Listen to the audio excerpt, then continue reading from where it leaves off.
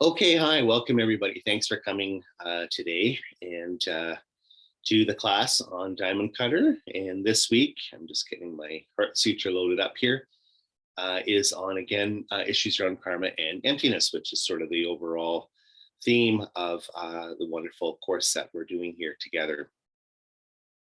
So let's just start just with our meditation, start with the Heart Sutra.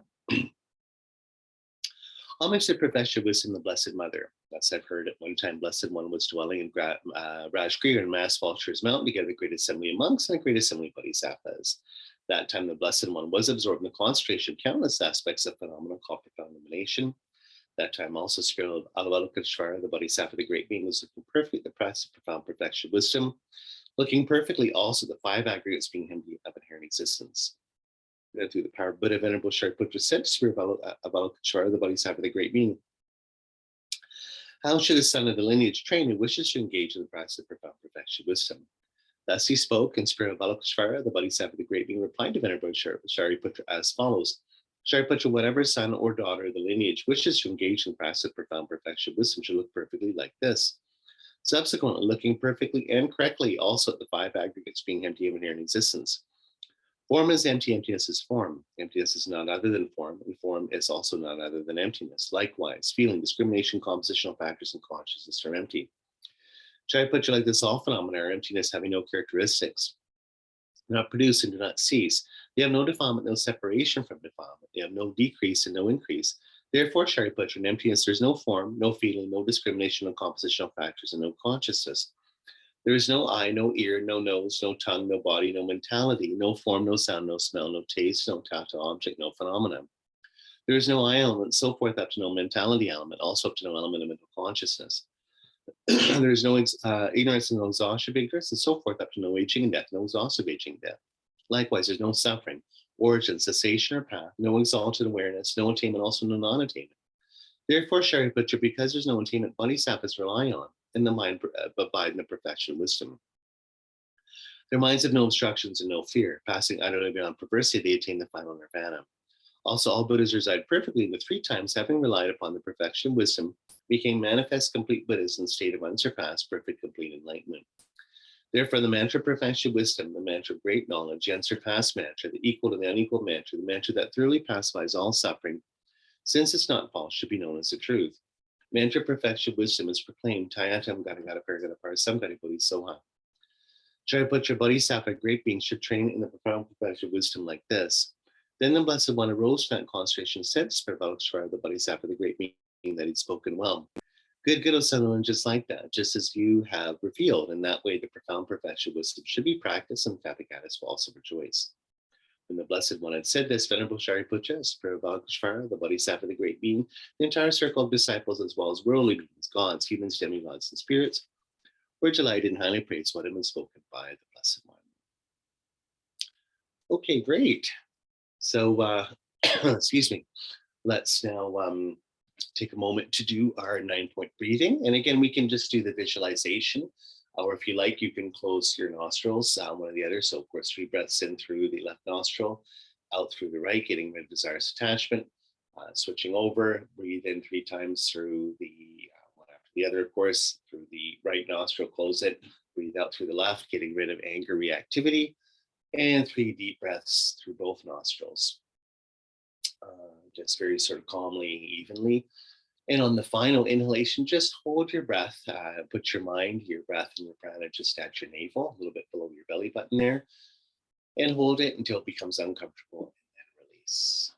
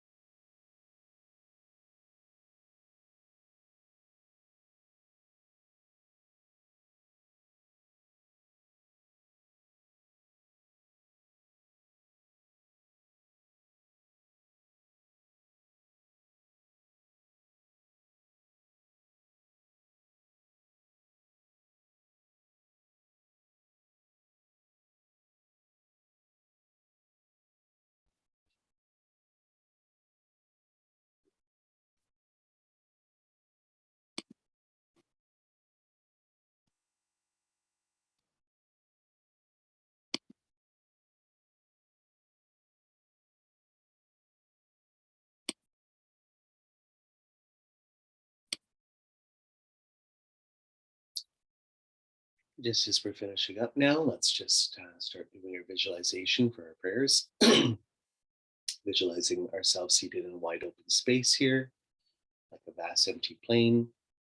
We visualize ourselves surrounded by all sentient beings. So we visualize our mother on our left, father on our right, people we love the most behind us as support, and people we like the least in front of us as objects of our care and compassion.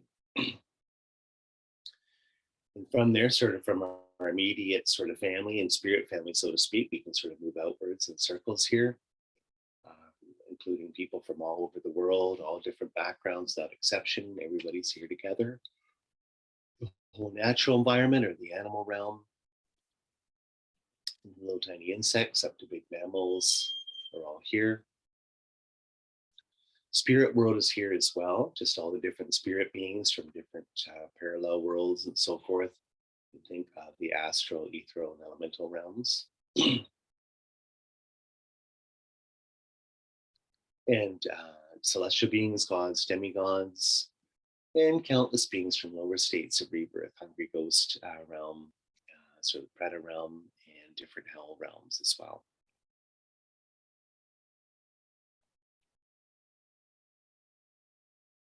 Okay, so we're all here together, a big sentient being family, so to speak, ready to do prayers and meditate together. So in the sky, just simply, just for our diamond cutter course, we're just doing simple prayers and visualizations. So we'll continue on with that and visualizing the sky. Pardon me, like a beautiful sun or autumn moon. We visualize Buddha Shakyamuni. He's just sort of floating in space there in lotus position, beautiful golden energy body. And his hands are in, he's got the sort of left hand is in the meditation mudra, called meditative stabilization mudra, sort of concentration mudra. And he's holding a begging bowl from the still nectar. And his left hand is in the subduing mudra. Oh, sorry, left hand sort of getting everything upside down here. So, left hand has the begging bowl from medicinal nectar, and right hand is in the subduing mudra, touching the earth, overcoming the maras or obstacles to meditation. And he's in the three robes of monk. And again, very, very beautiful. Just sort of how we usually visualize Buddha. And, but in this case, we're making him, visualizing him made out of pure light, golden light or energy.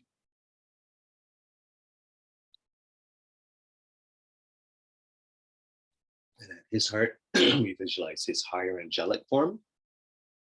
This is what they call the supreme Nirmanakaya form of Buddha, or the supreme avatar form. At his heart is the Sambhogakaya, or angelic or enjoyment body form of himself as a divine couple, Vajradhara and Vajradhara. So they're sort of like the yin and yang couple, representing kind of like polarities, join, merge, and overcome. And so they have beautiful sapphire blue or sort of diamond blue energy bodies, wearing crowns and jewelry and so forth, in sexual embrace. So she's straddling him with her arms around his neck. Vajradhara, and Vajradhara is holding a bell in his left hand. Dorji in his right. She's got the skull cup midsole nectar in her left hand, right hand with the chopper knife.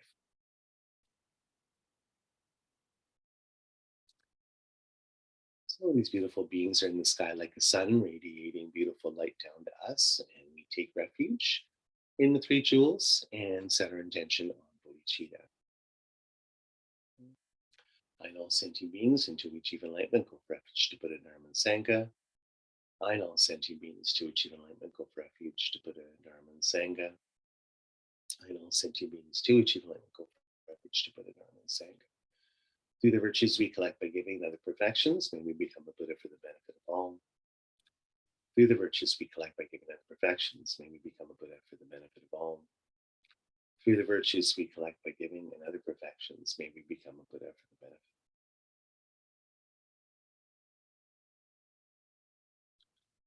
Generating our refuge in bodhicitta here.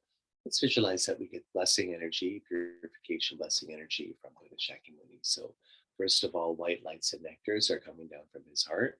So from the heart of Vajradhara and Vajradhara. And this is the purification energy, just sort of light chasing away darkness, All this energy going into us and all sentient beings. Beautiful white light, getting rid of all stains, shadows, negative energy, and so forth in our body, speech, and mind. And so it's like a shadowy plane, and then the sun comes up, beautiful sort of summer sun. All the shadows go away. And all of our bodies are becoming clear and like crystal, beautifully resonant crystal.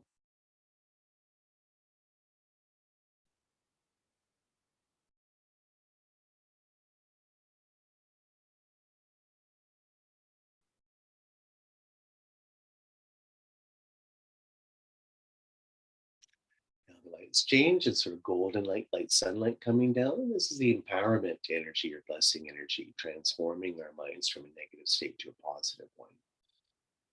So again, just like sunshine, liquid sunshine, so to speak, just feel now just like energy and nectar coming in golden, making us and all sentient beings like little suns here in the audience. And our mind becoming far more open, far more affirmative and powerful.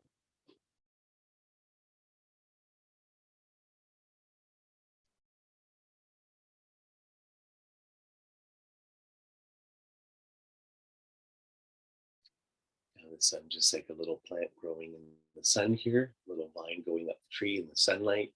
We're generating the four measurables as well: measurable love, measurable compassion, measurable joy, measurable equanimity. And it's like, may everyone be happy, may everyone be free from misery. Excuse me. May no one ever be separated from their happiness. May everyone have equanimity, free from hatred and attachment.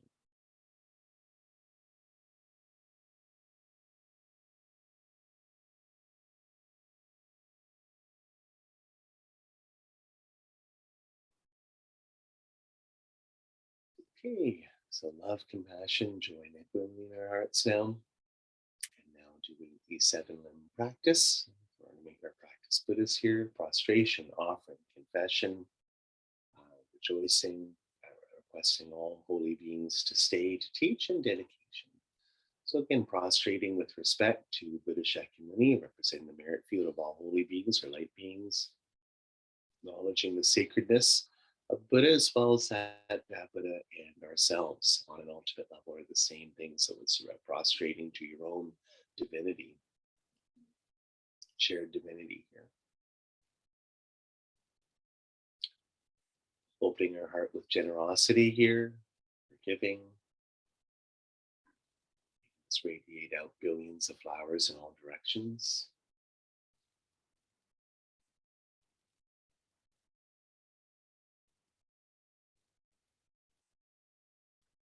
Sort of confession or declaration and rejoicing. So again, standing up, acknowledging in front of ourselves, say here, just kind of in the audience of all sentient beings, owning all of our negativities, bad habits, all of our crap, standing up, sort of acknowledging our limitations, how we've hurt ourselves, how we've hurt others, all the bad things we do.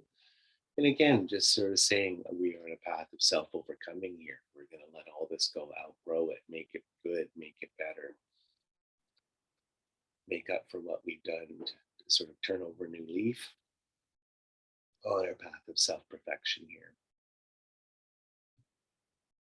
And rejoicing in the goodness of all holy beings, the goodness in the world, rejoicing in our own progress here on the path.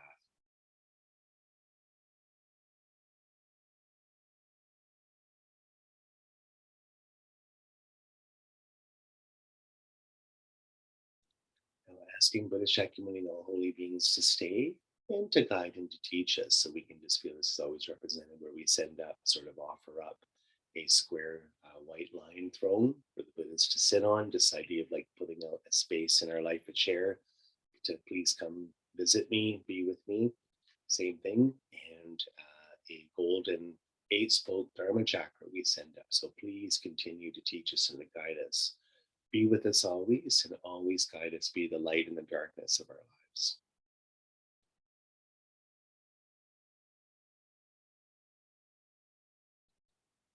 And now dedicating everything we do today, all the time in our lives, for everything, every virtue, all goodness be for the awakening of all sentient beings.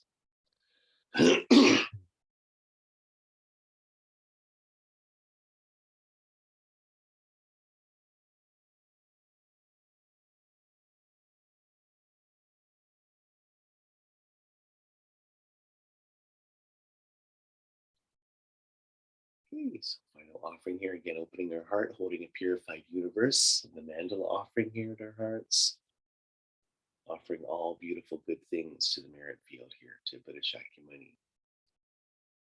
Reciprocity, sort of a circle of giving where we offer and then the holy beings bless us. Blessing makes us open our hearts more, so we offer more and so forth. Just sort of a perpetual cycle of goodness here and positive energy. It's like the ground sprinkled with perfume and spread with flowers, the great mountain, four lands, sun and moon, seen as a Buddha lamb and offer thus, may all beings enjoy such pure lands. Om and Emperor Radha Mandala come here to Yami. I send forth this jewel of mandala to you, precious gurus. With this, finally, again, beautiful golden lights and energies coming down. And you can feel as it's coming into us, it's activating in our heart, beautiful little diamond Buddha.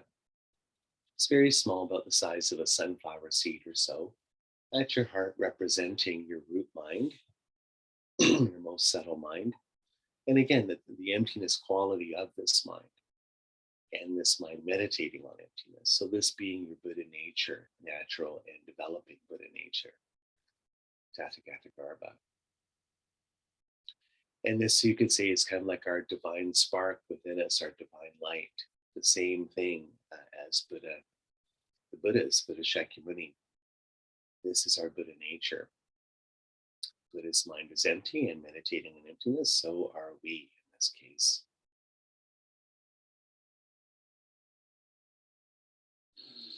So again, it's beautiful golden lights and energies coming in. It's reflecting on the little Buddha at our heart here, activating this beautiful diamond at our heart. And we can feel that all the sentient beings around us have these diamond Buddhas at their hearts as well. So if you were looking down in the audience here, countless beings, it's just, there's all like just a whole field of stars, little shining diamonds.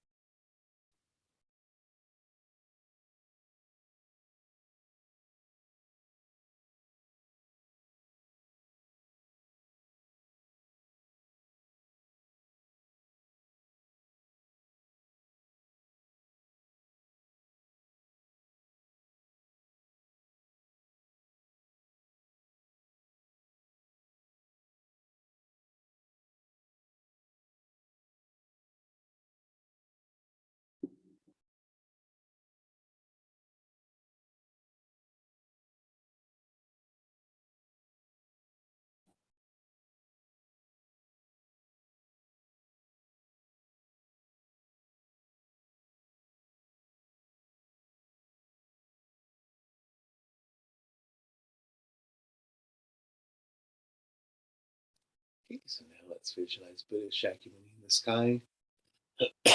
Starts to melt into golden light, dissolves from inward into divine couple, Vajradhara and Vajradhara. Then they get really, really small, little blue diamond in the sky. And they sort of come towards us, sort of float down, turn around so they face the same direction, into the crown of our head and slowly descend to our heart and merge with the little diamond Buddha at our heart. So it's just kind of like putting two images together, one on top of the other, two little puzzle pieces go together. And again, this activates it, and our beautiful little diamond Buddha is shining here. You can just feel that all the wisdom, all the compassion, and all the power of all holy beings, pardon me, go directly into our root mind here. Again, still meditating on our little diamond Buddha. And what that diamond Buddha sort of as a metaphor, what a symbol, what does it represent here, the emptiness of our own minds.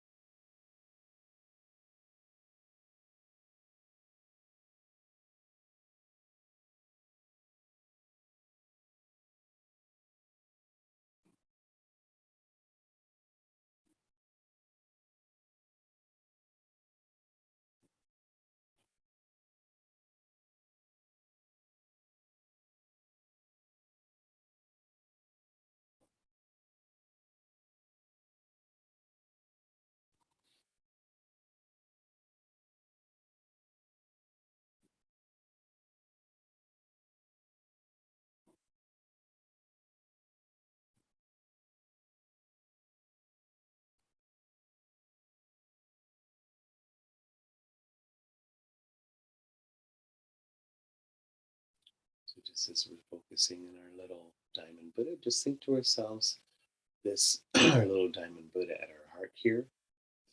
Our, you can say almost like our soul, but it's not our soul, it's our natureless nature, so to speak, the emptiness of our own mind. This has always been here. This will always be here.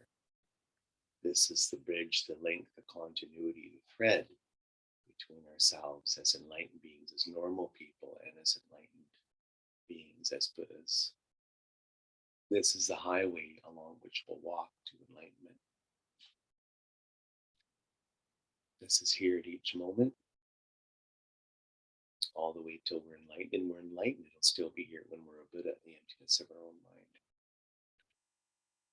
And this is stainless and pure and beautiful. And it's kind of like our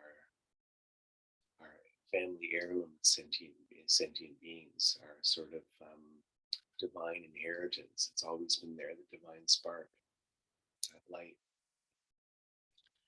And nothing can change that. Nothing can take that away. Nothing can destroy that. Nothing can pollute that. It's immortal on one level. It is beyond birth and death.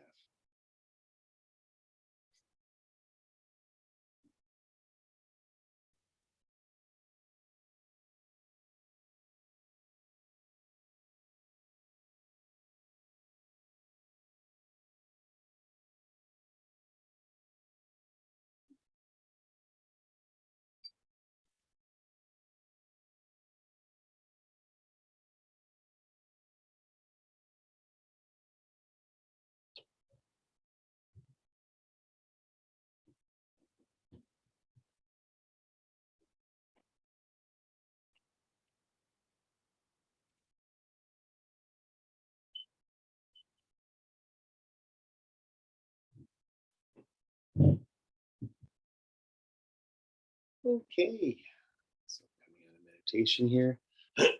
Pardon me. Okay, good. Good. So again, welcome. Thanks for coming to class. And pardon me for my coughing. I'm still sort of leftover sickness. You know, this stuff sticks around for a while. Anyway, I realized last week, because it was such a big class, we had so much to talk about, blah, blah, blah, that I mentioned that I was just going to quickly talk about in the notes predictions about the lifespan of Buddhist Shakyamuni's doctrine of Buddhism. And of course, didn't get around to it. So I thought we could just start with a few notes on that. That's, of course, in the Diamond Cutter Sutra.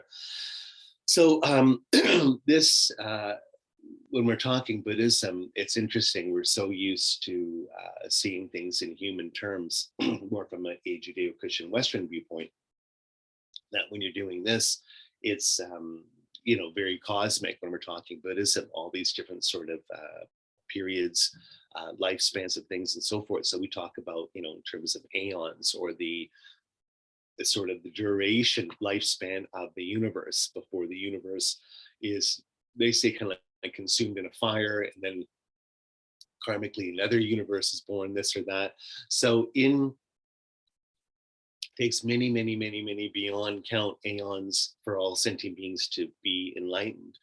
So during these aeons, you have all these holy beings teaching Buddhism, teaching the Dharma, teaching the path to enlightenment to all sentient beings, that they're sort of, all sentient beings are kind of working this out, each on their own terms, on their own timeline, their own sort of self-education to enlightenment.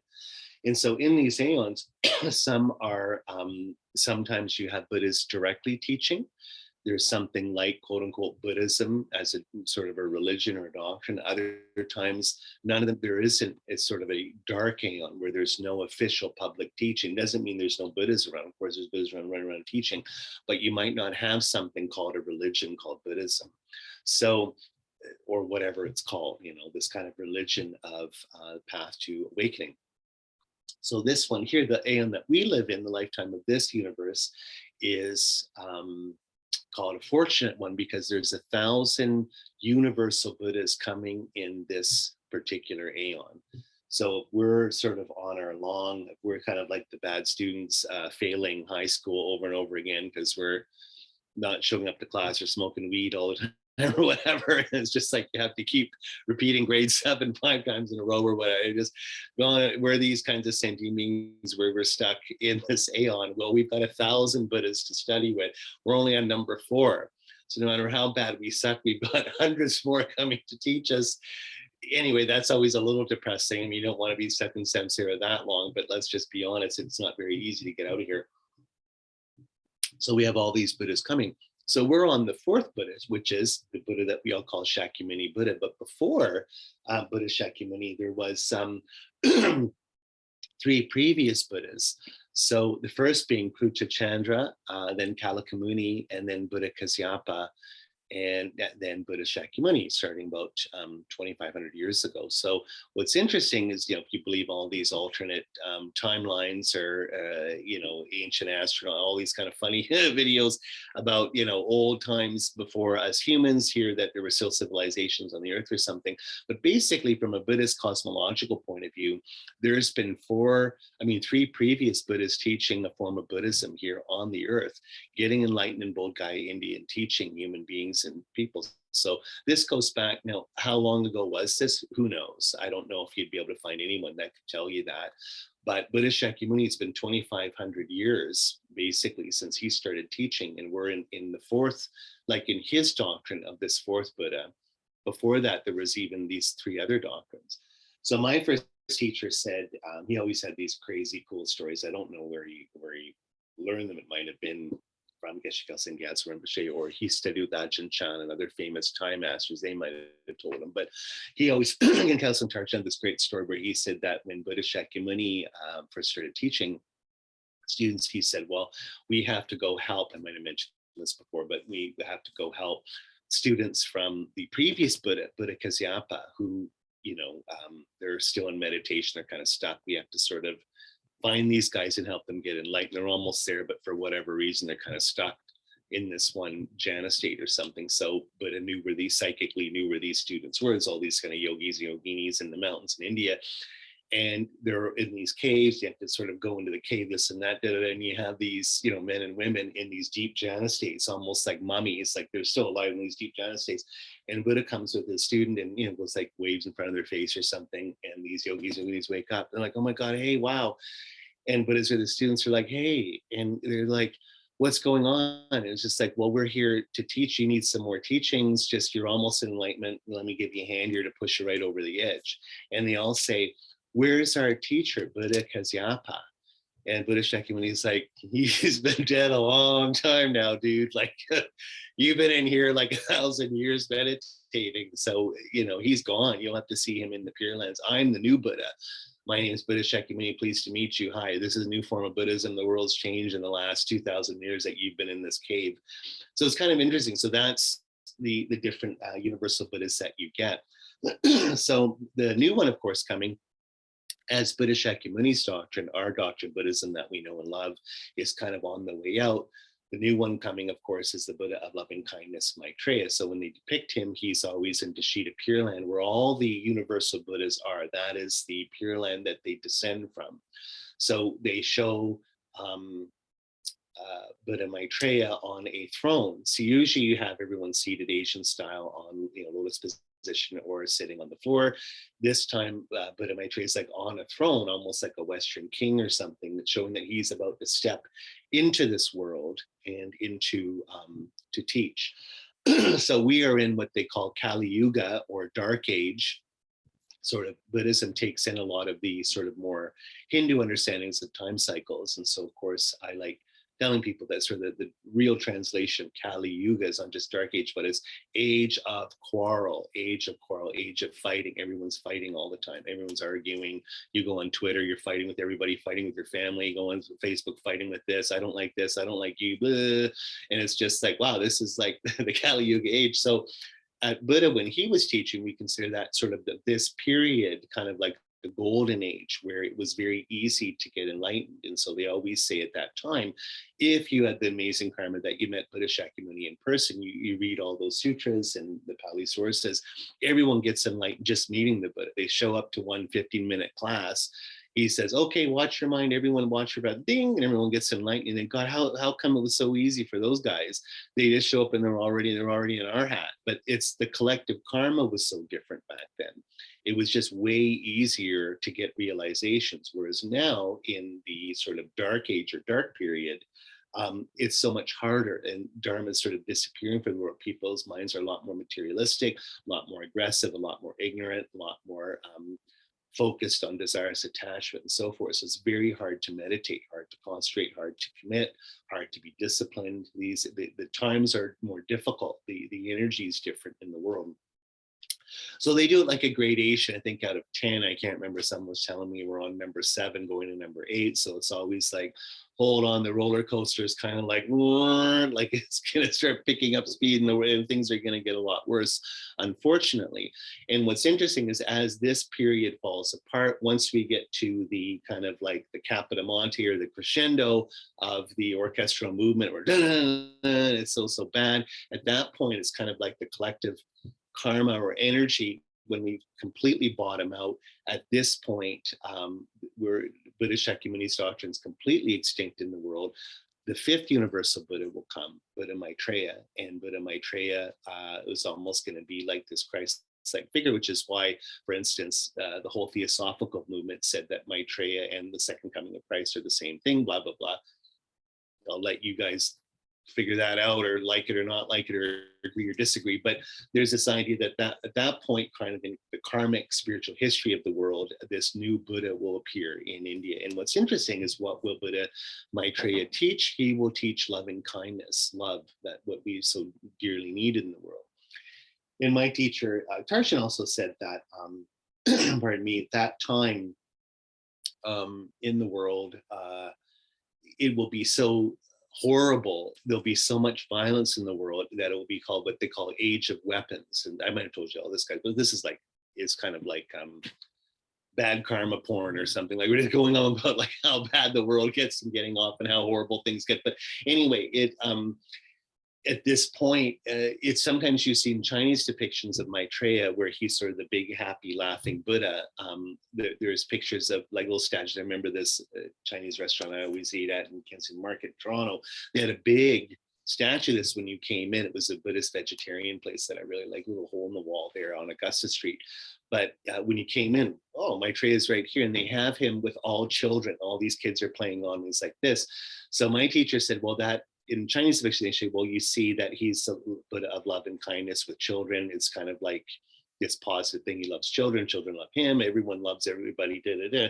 But also it represents the age of weapons, that at this point in Kali Yuga dark time, there'll be so much war and conflict in the world. It's like no one lives past a tween or an early teenager. There's so much conflict and war in the world. It's like you can't even grow up, because it's like you're going to get killed. There's just so much violence. And so they say why it's the age of weapons, that people's minds are so negative. It's kind of like Heidegger would say, the standard of disclosure. In other words, how things appear to these people at this time will be as a weapon. So whenever I see anything, like whatever, I've got my mala here, I see, oh, this, and I say, well, I can put this on someone's neck and strangle them with it. Like my first, the way anything appears to me is how I can use it to hurt people. And so then you know you're in a bad time, like the age of weapons, like it's just so negative. So ironically, as just almost alchemically, the lead into gold, at that point, Maitreya comes and teaches loving kindness, what the world needs the most. But on the other hand, what's interesting is that only of 1,000 of these Buddhas, only 3 of them out of 1,000, which is amazing, teach Vajrayana or Tantric paths, diamond vehicle Buddhism. Only 3. So what's interesting is the other 997 or whatever, so to make up 1,000, they just teach sutric paths, just open Buddhism, just more conceptual meditations, none of the fancy, magical, non-conceptual stuff of Tantra. So who are the 4 Buddhas? Well, Buddha Shakyamuni, like we're visualizing Buddha as conqueror Vajradhara, showing that the tantric lineages are coming from Buddha. So it's very sweet that we have the karma, us, here in this world at this moment to learn Tantra. which is so fortunate. But you see how, as they always say, Tantra, how rare it is. Well, it really is rare, because we don't know where it's being taught in other aeons or other world systems. But in this world system right now, in this timeline, in this universe, the way it is, out of 1,000 Buddhas, only 3 teach Tantra. So who's the other one? Well, the 11th Buddha, I don't know why it's 11th, maybe there's some astrological reason, but the 11th one will teach Tantra. And what's interesting is the founder of our tradition, Tsongkhapa, that will be him in the future. Tsongkhapa's mind continuum, sort of the great saint, Tsongkhapa, founder of our Gelugpa tradition, he will become or appear or manifest as one of the universal Buddhas teaching Buddhism, a new form of Buddhism. Every time you get one of these universal Buddhas come down, you get a new religion, you get a new Buddhism. So even, let's say in the future, if we are around when Maitreya is teaching, it's going to be a little different. It's not, you can't say it's going to be exactly how it's taught right now.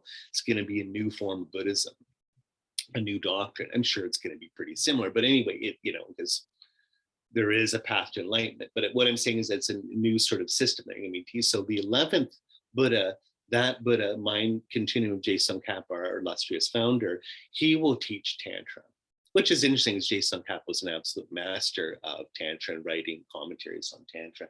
And then it's the 1000th Buddha at that time will teach Tantra. So if you like Tantra so much and you're missing it now, you got to wait a long time. But the last one before the end of the show here, before the universe explodes or whatever, you're going to get Tantra. So one of my friends and Buddhist teachers years ago, I'm trying to always remember, he's like, dude, enjoy the ride. Like, Tantra's dying in the world. Enjoy it while it lasts, because you have to wait an awful long time before you get it again.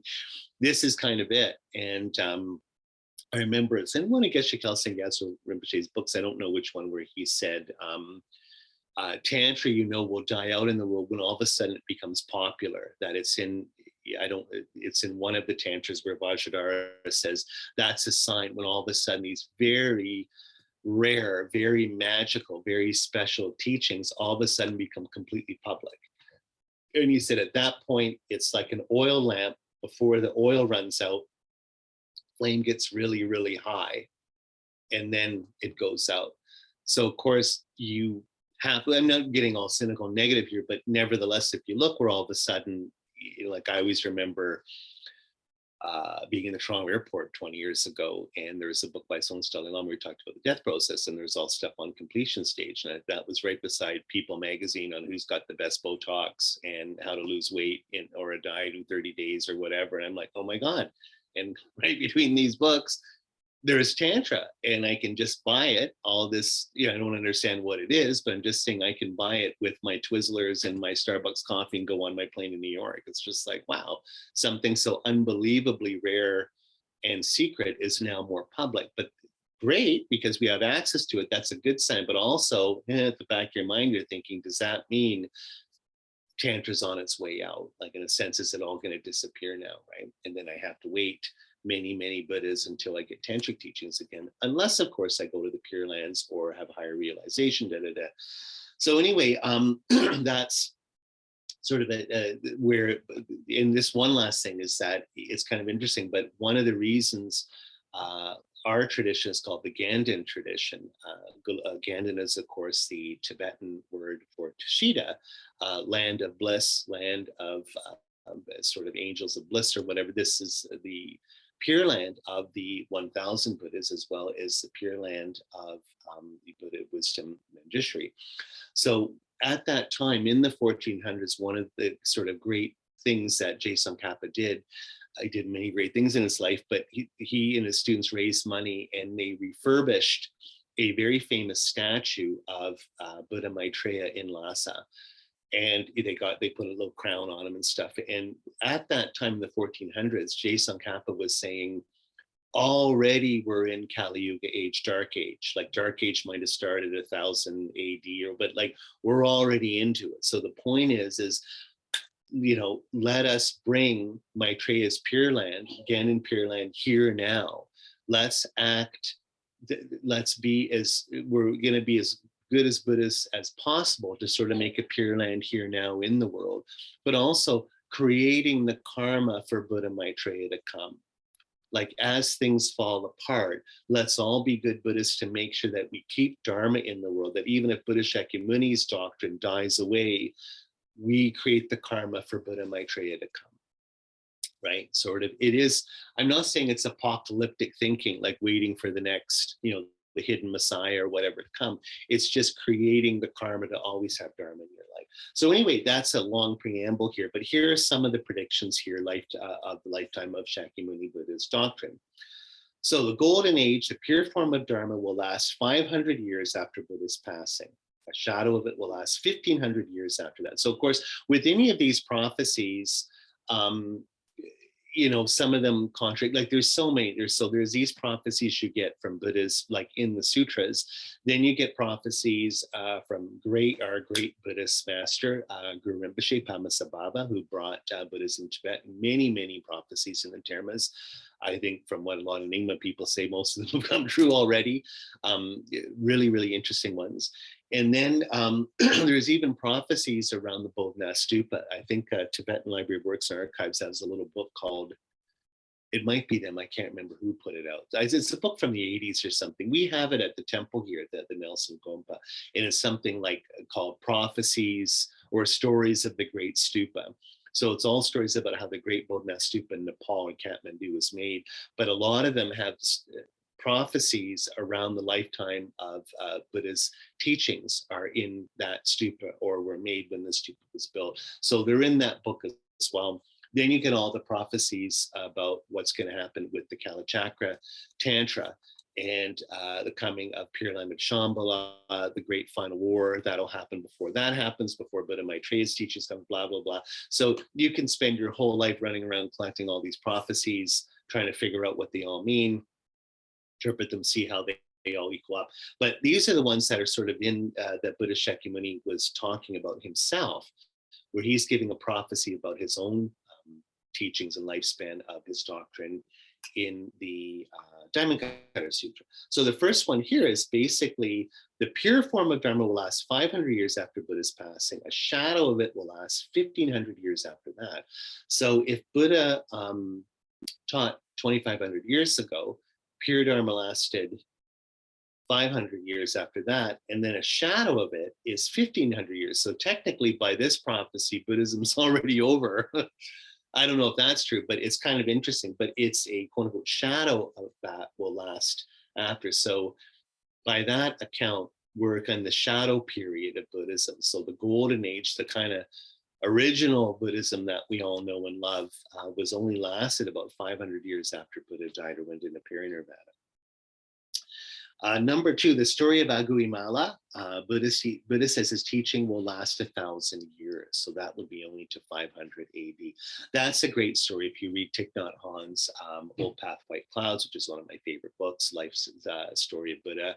Every Buddhist should read that book as far as I'm concerned, because it's so good. Of course, one of Buddha Shakyamuni's famous students who became enlightened in our hat was Aguimala, who, if you remember, was a serial killer into black magic, and he killed people and cut off their finger and wear the fingers in a necklace. Remember that story? And that when he got to the 1,000th finger, he'd get all these magic powers. And of course, the 1,000th finger was going to be Buddha. He was his final victim. And Buddha turns him around, of course, and then says, you've got so much negative karma because you've been killing everybody, you're going to, and doing all black magic. It's going to be really hard. You have to work harder than anybody else. And he did, and became enlightened. And it's a famous story as part of Buddha Shakyamuni's top students was him. His name was, I think, Ahimsa. I think they gave his name as peace. He became the most peaceful student of Buddha, like very, very famous in his meditation, being was a life of total nonviolence, right? So it's kind of this complete flip. But anyway, during his teaching that he was giving Aguimala, he said, Buddha Shakyamuni, that his teachings would last 1,000 years. Not very long. Essence of Moon Sutra, it says the Dharma will last 2,000 years. So that's to somewhere around 1,500 AD in the 15th or 16th century. White Lotus Sutra, it says 1,500 years. Again, it's about 1,000 AD. So you can see there's differences here, right? I mean, obviously, Sutra of Goddess of Flawless Light says 2,500 years from the passing of Buddha Okay, then it says, to the people with red faces, Dharma will go. This might be one of these, if that's the case. So 2,500 years after the passing of Buddha, the red-faced people will get the Dharma, whatever that means. So again, with all these prophecies, just like when you're reading St. John's book of the Apocalypse, it's very figurative language. You kind of, what does it mean? It's hard to say, big debates. So of course you can see even Buddha with all these sutras are giving different timelines, which might also show that really karma is flexible, that this isn't a destiny or predetermined, that sentient beings' behavior itself will have something to do with how much the Dharma is kept in the world, of course. Anyway, so this reminds me a lot of the famous prophecy from Guru Rinpoche, of course, made whatever, 1,200 years ago, whenever he did it. We all know it because it's people in the Tibetan Buddhist community say it all the time. In that famous Theravada nun, Archaya, I think she had a book called that, Iron Bird Flies. But remember the famous prophecy Padmasambhava gives us, when the iron bird flies and horses run on wheels, the Tibetan people will become scattered like ants all over the earth, and the Dharma will come to the land of the red-faced people. So most Tibetans, you know, when they get that prophecy 1,000 years ago, they're like, what? You know, like iron bird flies. And of course, that might mean iron bird, like the iron rooster year, of course, right? Some people looked at it that way. Horses run on wheels. What does that mean? But of course, for us in the modern period, iron eagle flies or iron bird flies, airplanes, horses run on wheels, cars. Tibetans spread all over the earth. Of course, the Great Exodus in 1959, the Chinese crackdown in Tibet. And here we go, the land of the red-faced people, perhaps representing indigenous people of North America, I'm not too sure, but red-faced people, sometimes they take in the sense that we're angry people nowadays in this Kali Yuga age, that we're red-faced because we're fighting with everybody all the time. Okay, so what does it mean for Ashi Dharma to be in the world? So we know whether it's disappearing or not. Of course, that is the Tripi Taka, which is the three baskets.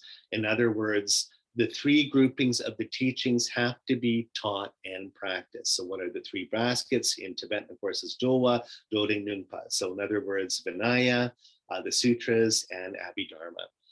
So for the Vinaya, or the one basket with the morality or ethics teachings, which is the 8 different sets of about morality, 3 for lay people, 5 for ordained. The sutras is all the teachings Buddha Shakyamuni gave on meditation, on concentration in particular, and how to meditate. And Abhidharma teachings, which are teachings from Buddha and Buddha's students. These were all compiled by the Arhats in the first council after Buddha's parinirvana.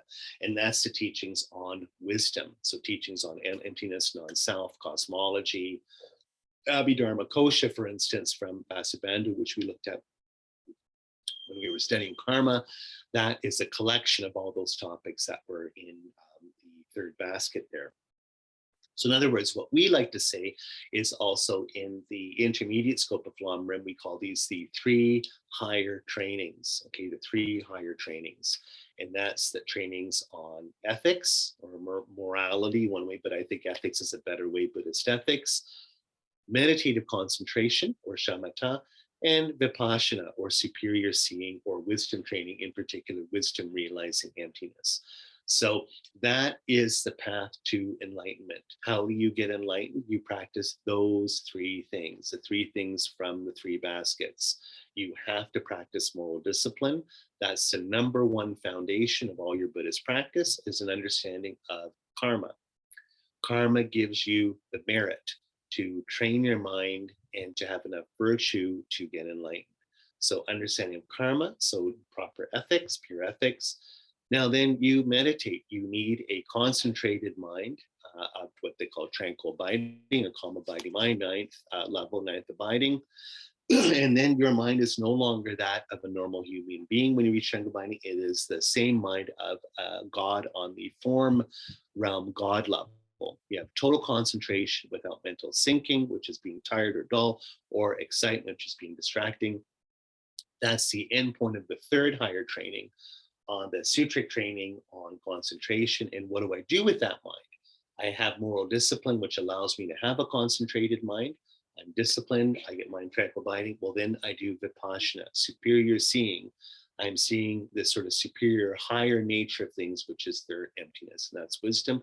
At that point, I am an arhat or saint. I have left samsara. So these three, this is what has to be in the world for it to count that there's Buddhism in the world. If any of these three are gone, the whole doctrine falls apart. In other words, if we lose the teachings on emptiness, we don't have Buddhism. If we lose people meditating and training in meditation, we lose Buddhism. And of course, most of all, if we lose Buddhist ethics based on love and compassion and violence, non-violence, we don't have Buddhism in the world. So my teacher, again, Kelsang Tarchin, said, it might have been Geshe Kelsang Gyatso telling him, I can't remember, this is when I started back in the sort of Sala days of my Dharma practice in 1995. At the time, he said, Buddhism is dying in the world. Buddhist Shakyamuni's doctrine is dying. And what happened is that things, and they actually have a breakdown in the Sutra where Buddha shows you the different levels of how his doctrine will die. Dzogchen Khyentse Rinpoche had a really good article on this, which was excellent.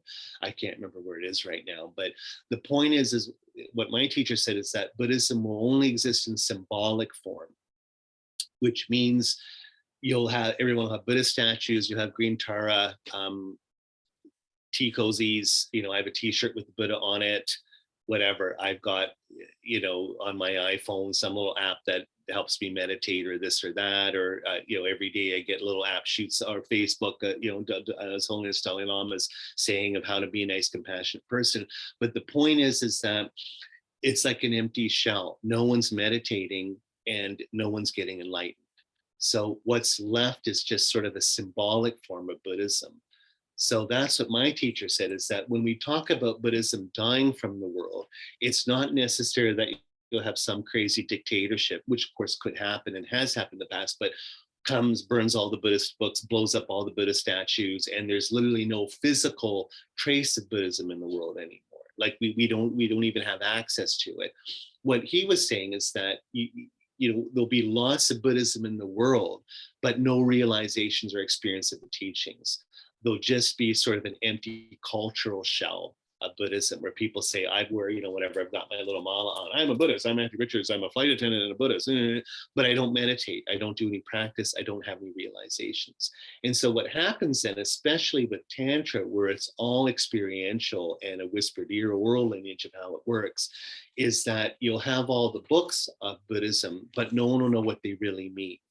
A lot like let's say Egyptian religion, which is an amazing religion, they have all magical teachings and stuff, but people don't know what that really means. I mean, maybe there's lineages, I don't know, but I'm just saying, just for the sake of pedagogical argument here, you go into the Great Pyramids and it's like, well, what did these people, how did they live this religion? How did they do it? What does it mean to be realized with an Egyptian doctrine? What does it mean to be really realized as a more of a Mayan practice, let's say? Some of that stuff's coming back, I guess, with indigenous people in sort of from Mayan background. But for the longest time, there's this idea that, well, kind of like the lineage has been cut.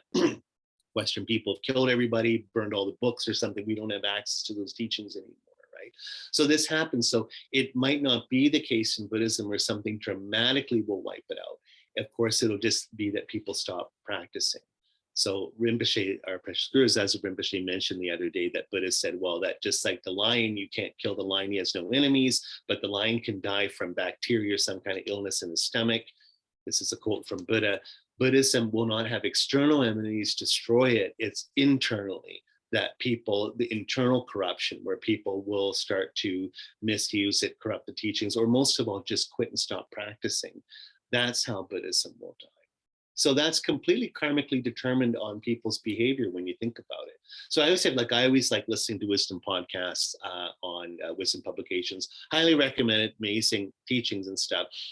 And it's always, oh, hey, Scholar Matthew Richards has published another book on translation of this Tantra. Oh my God, yay. But I love that, and I love that. I mean, I didn't when I started Buddhism in the early '90s. We didn't have any of these books. I mean, there was no internet. There's no books. I always tell people. I mean, there was maybe just Trimpa's books. There was the Evan Wentz translation of Tibetan Book of the Dead. There really wasn't anything. So you didn't even know how to start, how to meditate. It was very difficult. Now we have everything online, everything. But at the same time, are people really meditating? All these books are coming out, especially these tantric books, but do people have any realizations? And so Tenzin Palmo, that famous Buddhist son that's so amazing, I remember reading an interview, they had this sort of panel on Buddhism in the West, it's about 20 years ago, maybe in Shambhala Sun or something, and people, oh my God, this is so good, this is being translated, this is being offered, and she said, great, I'm very happy, but she's like, where are the Milarepas? Where are the Eshe Sogyals? Where are the Mashi Ladrons? In other words, all these books and this material is coming out, but who's actually walking the path? Who's actually meditating? Who's actually in retreat? Who's actually doing the work? Is it like Schopenhauer famously says, with one of my favorite quotes, Schopenhauer says that when we buy a book, the famous German philosopher Schopenhauer, we think that by buying the book, we appropriate its contents. Like almost like magically, I go to Indigo, zoom, book, the contents go in my head. It's like I've read the book just by buying it. And of course, no, you actually have to read the book. So Schopenhauer said, if only that was possible, just by buying a book, we could magically appropriate it. He said, what we really need to appropriate is the time to read the books we bought.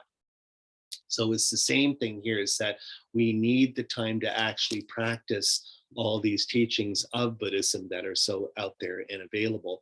And if we don't, then it is kind of a thing where Buddhism might die in the world, and you'll go to the library and see all these books, and it'll be more and more the case that you don't know what they mean. No one knows what they mean. We don't have teachers to teach them to us, especially higher tantric teachings. It all becomes like, then it passes into Star Wars Buddhism, where it's just like magic, it's just like legend. And then you might even doubt it. Oh, I don't know. I don't think the Dalai Lama did this or that. I don't think Tsongkhapa was all that good. There's no way. This is like fairy tales, this stuff. There's no way people can meditate that much or read that much. This is like Hansel and Gretel. None of this really happened. It's some Tibetan guy pulling my leg. And it's because it's no longer in people's experience. In the old days in Tibet, I remember Nosho Khenpo Rinpoche, a famous Nyingma Lama, said it was so easy to practice Buddhism because in your daily experience, you met realized people. So you would meet enlightened people. And so you had all this impetus to practice because you saw the direct result of the path in people's lives.